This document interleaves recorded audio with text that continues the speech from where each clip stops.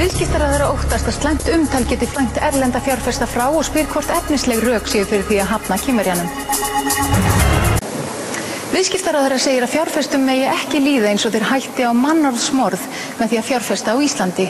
Hann spyr hvort efnisleg rök séu fyrir því að banna kínverskum fjárfestum þar sem Evrópubúum leyfilegt. Hafsteinn Hauksson segir frá.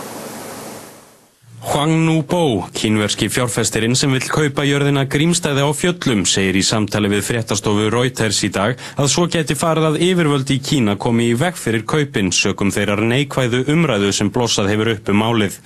Árni Páll Árnason, viðskiptaráðherra, segir að Íslendingar þurfi að fara varlega þegar kemur að erlendum fjárfestum og það sé mikilvægt að bjóða fjárfesta velkomna til landsins. Ég held að við getum ekki leyft okkur það að nálgast umræðum fólk sem að leggur fram hugmyndur fjárfestingar hér á landi með þeim hætti að við gerum því bannalega hvatir fyrirfram og að fólk upplifi það þannig út í heimi að það hætti á mannorðsmorð ef að það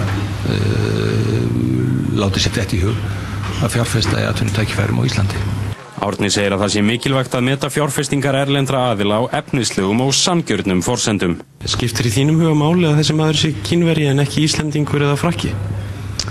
Nei, og ég held að í ljósi þess að við erum aðilar að þennum samevrópska markaði. Það sem Evrópusambandsbúar hafa fullir réttindi á við Íslendinga, þá þurfum við að færa mjög sterk rök fyrir því.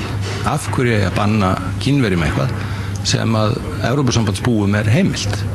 Ég hef ekki slíka Evrópusambandsglíu að ég telji Evrópusambandsbúar séu að öðru jöfnu miklu betri menn en annað fólk.